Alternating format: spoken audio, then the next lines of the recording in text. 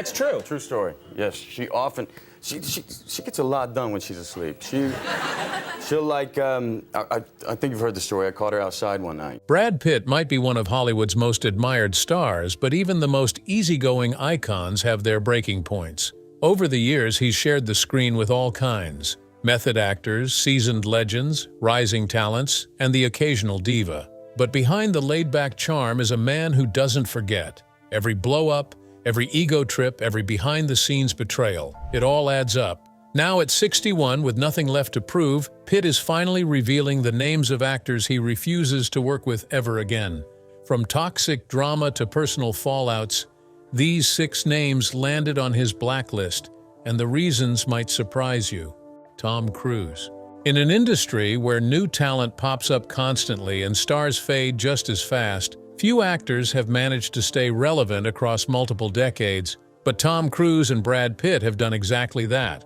These two Hollywood heavyweights started their film careers back in the 80s, and somehow they've not only survived the ever-changing landscape, they've thrived in it. Cruise's high-octane return in Top Gun: Maverick wowed critics and audiences alike in 2022, while Pitt turned heads with his role as Cliff Booth in Once Upon a Time in Hollywood, and also took home producing honors for the Oscar-winning indie film Minari. But neither man had a smooth climb to the top.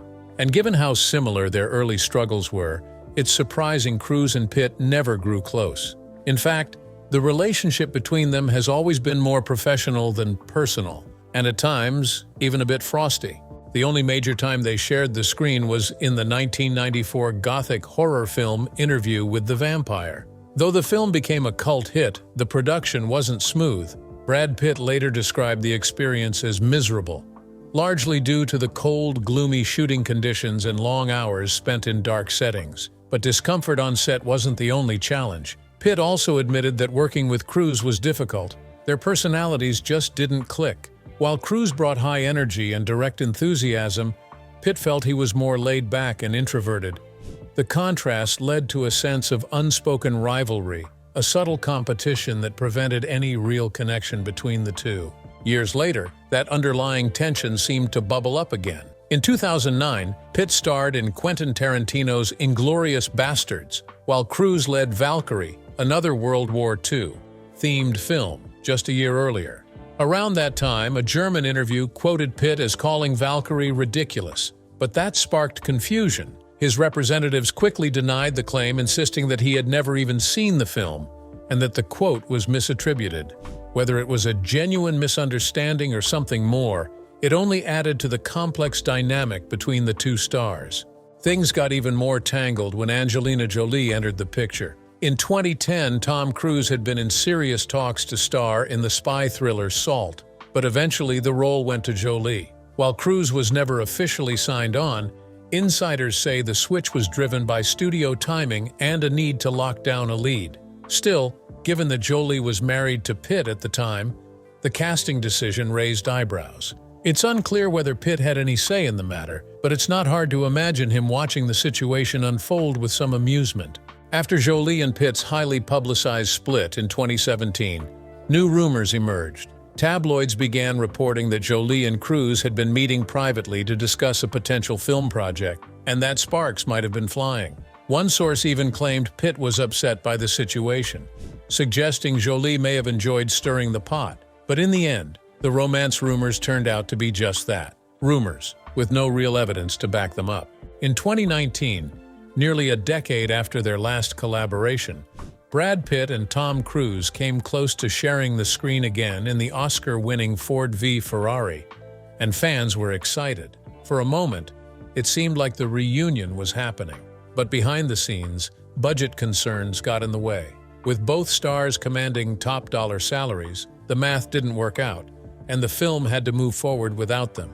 Then came a new wave of speculation, this time sparked by Aaron Taylor Johnson, who starred alongside Pitt in Bullet Train.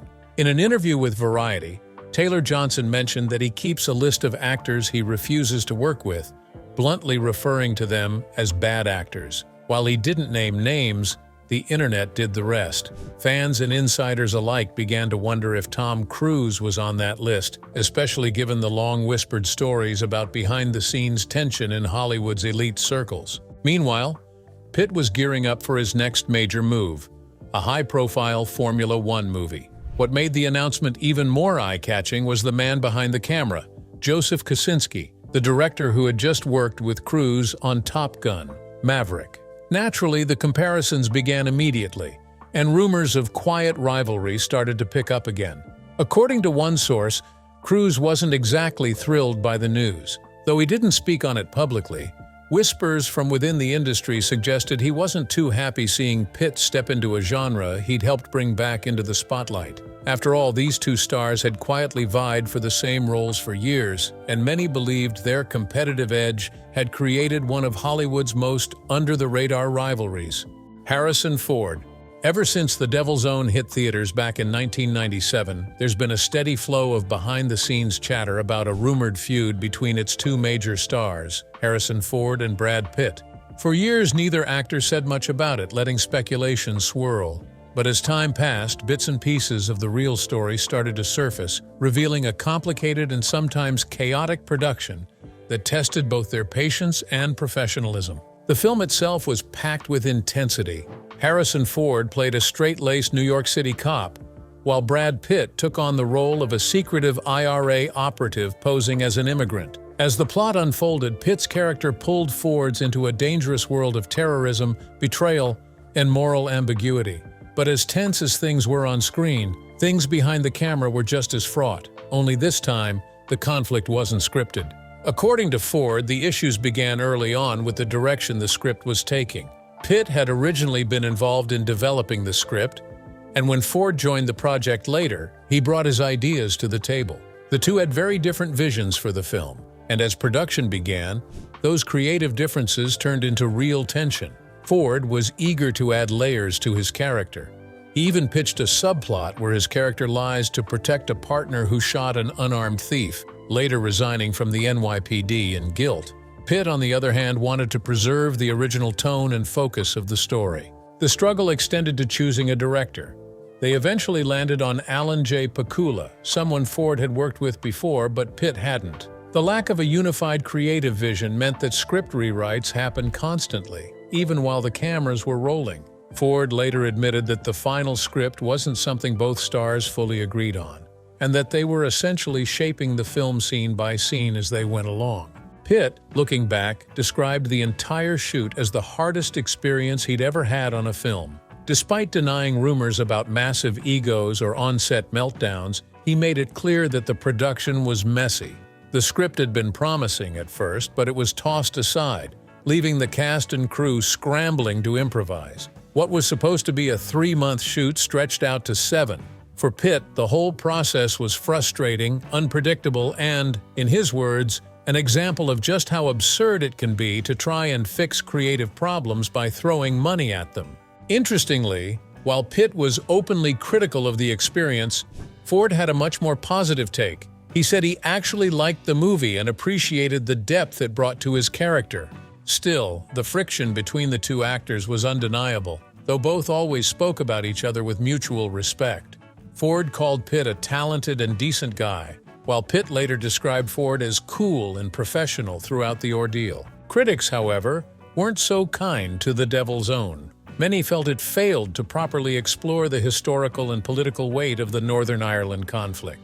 Others were unimpressed with Pitt's attempt at an Irish accent. The film did well financially, earning around $140 million, but the reviews were mixed at best. In the years since, it appears the tension between Ford and Pitt has cooled completely. Whatever disagreements they had were rooted more in clashing creative visions than personal animosity. And while the production may have been chaotic, it ended up being a learning experience for Pitt, one that showed him just how unpredictable and pressure-filled big-budget filmmaking can really be. Courtney Love, David Fincher's 1999 thriller Fight Club, has become one of those rare films that refuses to fade with time. It's iconic now, quoted, analyzed, and endlessly referenced, but it wasn't always that way. When it first hit theaters, the film underperformed at the box office. Critics were split, Audiences were confused, and it looked like Fight Club might quietly disappear. But then something changed. Over the years, it found its voice, built a massive cult following, and earned a permanent place in pop culture history. A lot of that success comes down to Fincher's bold direction and the razor-sharp writing, but the cast played a huge part too. Brad Pitt and Edward Norton gave powerhouse performances, while Helena Bonham Carter brought a raw, unforgettable edge to Marla Singer. Edward Norton, looking back on the experience, described the set not as dark or tense, but surprisingly full of laughter. For a film that dives deep into themes like identity, masculinity, and chaos, the vibe among the cast was oddly light and creative. Meanwhile, Helena Bonham Carter's path to becoming Marla wasn't straightforward. Brad Pitt had recommended her to Fincher after seeing her in The Wings of the Dove, and once Fincher saw her work, he was convinced. But Carter herself wasn't sure. After reading the script, she admitted she didn't quite understand it at first, questioning the film's message and wondering what it was trying to say. But she wasn't the only actress considered. In fact, a long list of names circled the role, including Courtney Love, who later claimed she was originally cast as Marla Singer. That claim, as it turns out, is just the beginning of a very tangled story. Courtney Love has long been known for living a life full of controversy and confrontation, and her connection to Fight Club is no exception. In a podcast interview, she said she was removed from the project after a heated disagreement with Brad Pitt. According to her, Pitt and director Gus Van Sant had approached her with a pitch for a Kurt Cobain biopic, a deeply sensitive subject for Love, who had lost her husband under tragic circumstances and was still grappling with that loss. She recalled feeling like Pitt didn't understand her late husband and didn't trust his intentions with the project. According to her version of events, that disagreement had major consequences. She claims that not long after rejecting the Cobain biopic pitch, she was dropped from Fight Club. At the time, she was dating Edward Norton, and she says it was Norton who broke the news, devastated and powerless to change the decision. Later, she says Fincher himself called her to make it official. Others involved in the production have disputed her account, with some even saying she was never officially cast in the first place. Despite all the drama, Love has no bad blood toward Helena Bonham Carter. In fact, she's admitted she never actually watched Fight Club, but believes Carter was the perfect fit for Marla. She's also expressed admiration for Edward Norton, David Fincher, and the rest of the team behind the film, even if she still has lingering issues with how she believes Brad Pitt handled things. Love has been vocal over the years about her efforts to get Kurt Cobain's story told in the right way. At one point, she even entertained the idea of a stage musical about his life. Back in 2014, she was actively searching for a lead actor, telling journalists she was on the lookout for a new generation of talent, young, striking, and capable of capturing Kurt's presence. But despite the constant rumors, the film never materialized. The most recent spark came when Love said Pitt, through his production company Plan B, approached her again about the biopic in 2020. She agreed to a meeting but walked away feeling dismissed and unheard.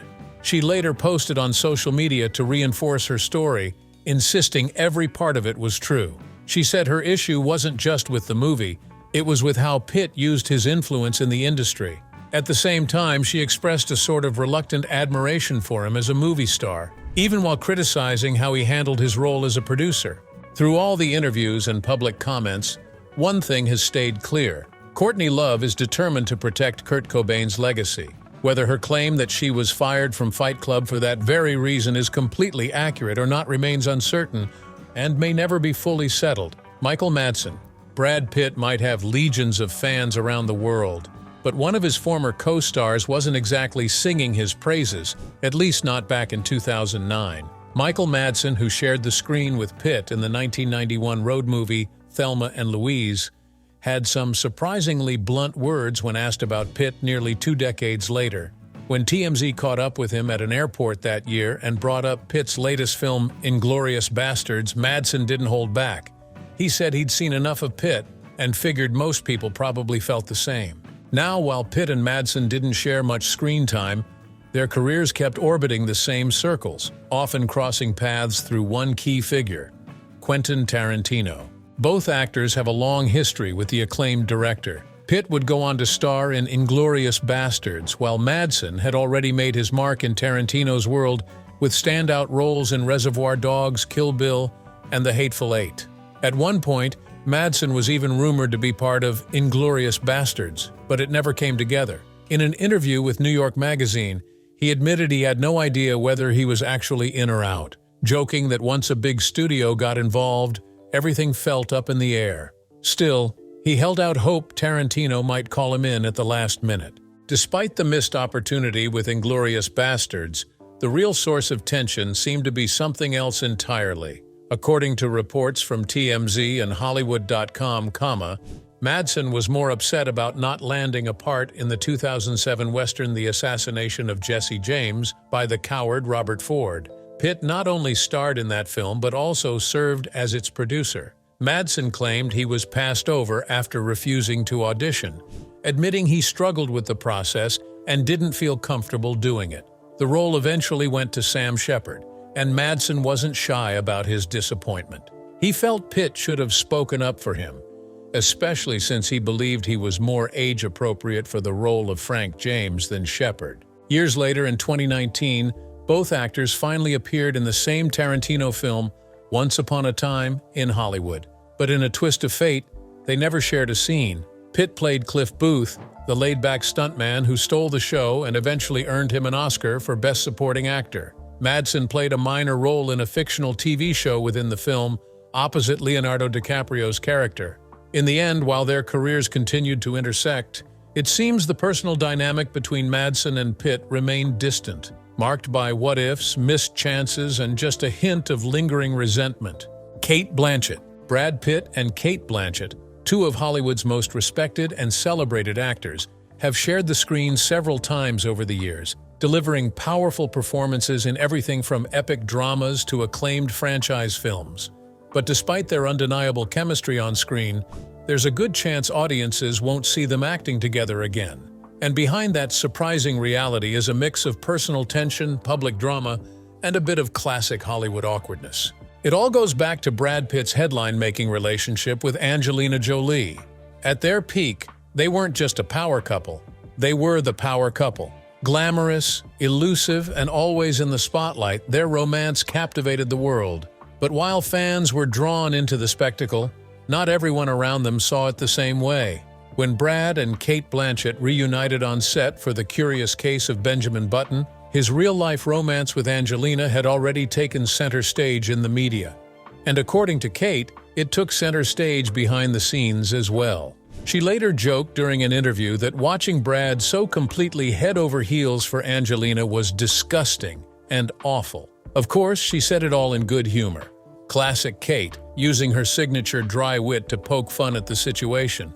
Still, the remark sparked plenty of headlines. But there was more going on than just some sarcastic banter. Reports from the set suggest that Brad was so serious about his relationship with Angelina that he initially refused to film a romantic scene with Cate. He eventually went through with it, but the hesitation revealed just how blurred the lines between personal loyalty and professional obligation can get in Hollywood. For actors at that level, balancing emotional reality with scripted fiction isn't always as easy as it looks. Despite the tension, Cate has always reflected on the experience with a touch of humor. Her comments offered more than just a peek behind the scenes. They revealed how the personal lives of stars can influence and sometimes complicate the stories unfolding on screen. Angelina Jolie. When Angelina Jolie and Brad Pitt called it quits in 2016, many fans were shocked, but few could have predicted just how messy things would get in the years that followed. Their story began over a decade earlier, back in 2003 on the set of Mr. and Mrs. Smith. Playing a married pair of undercover assassins, the two stars quickly developed a strong connection. In a 2006 interview with Vogue, Jolie opened up about how their bond grew during the film's production. She said the daily adventures they shared on set made her genuinely excited to come to work, just to see him again. At the time, though, Brad Pitt was still married to Jennifer Aniston. So, at least publicly, he and Jolie maintained that their relationship was strictly professional. That changed in 2005 when Pitt and Aniston officially split. Not long after, Brad and Angelina began a new chapter together. Fast forward to August 2014. Instead of throwing a massive Hollywood wedding, the the couple opted for something far more intimate, a quiet ceremony in France with just 20 close friends and family. What made the day especially meaningful was the fact that all 6 of their children took part in the ceremony. But just 2 years later, everything unraveled. In September 2016, Jolie filed for divorce, citing irreconcilable differences. That filing didn't just mark the end of a marriage, it sparked years of court battles and accusations that pulled back the curtain on a deeply fractured relationship. As part of her countersuit, Jolie revealed that she had filed for divorce shortly after a highly disturbing incident on a private plane. According to her legal team, Pitt had already been agitated before takeoff. During the flight, he allegedly argued with one of the children, got into a confrontation with Jolie in the bathroom, and then physically lashed out. The legal filing painted a chaotic picture. Jolie claimed that when one of their older kids tried to defend her, Pitt became even more aggressive. She said he lunged at the child, prompting her to grab him from behind. He allegedly responded by throwing his body backward into the plane seats, causing injuries to Jolie's back and elbow. When other children tried to intervene, the documents alleged that Pitt choked one child and struck another in the face. In response, Pitt's attorney Ann Kiley issued a strong denial, calling the claims entirely false. The statement admitted that Pitt had made mistakes during the marriage but pushed back on the idea that Jolie was without fault. According to his camp, he'd been on the receiving end of ongoing personal attacks and what they described as serious distortions of the truth. One of the most dramatic flashpoints came during the legal battle over Chateau Miraval, the French winery the couple once shared. It all reignited in 2021 when Jolie sold her 50% stake in the estate to a Russian oligarch. The move stunned Pitt, who responded in 2022 by taking legal action against her. He accused his ex-wife of selling her share just to hurt him financially, claiming the deal was a calculated blow to both his business interests and personal pride. The legal tug-of-war only intensified. In 2024, Jolie filed new court documents explaining that she had initially wanted to sell her stake to Pitt himself. But those discussions reportedly broke down when he insisted on her signing a non-disclosure agreement. According to her filing, this NDA wasn't just about business. It would have silenced her from speaking publicly about the alleged abuse she and the children experienced. Jolie's legal team claimed that tying her silence to the sale of the winery was a deliberate move to protect Pitt's image, especially after previous allegations stemming from the turbulent plane ride years earlier. That flight, which we discussed earlier, became a central point in their legal disputes. It was reportedly the first time their children witnessed the kind of behavior that would later form part of their mother's legal complaints. Jolie's team argued that the dispute over Miraval wasn't just about money, it was about control. They said Pitt was using the winery to pressure Jolie into staying quiet. Meanwhile, the fallout between Pitt and his 6 children continued to grow. By 2024, sources close to the family reported that the bond between Pitt and his kids had become strained, if not completely broken. The emotional toll of the custody battles and public disputes had pushed some of the children to distance themselves from their father. Maddox and Pax, in particular, were deeply affected. Pax even took to social media to publicly criticize Pitt in a brutal Father's Day message, accusing him of being emotionally abusive and dismissive of his younger siblings' fears. He also accused Pitt of trying to spin the media narrative in his favor. But despite the public tension, Pitt reportedly chose not to retaliate.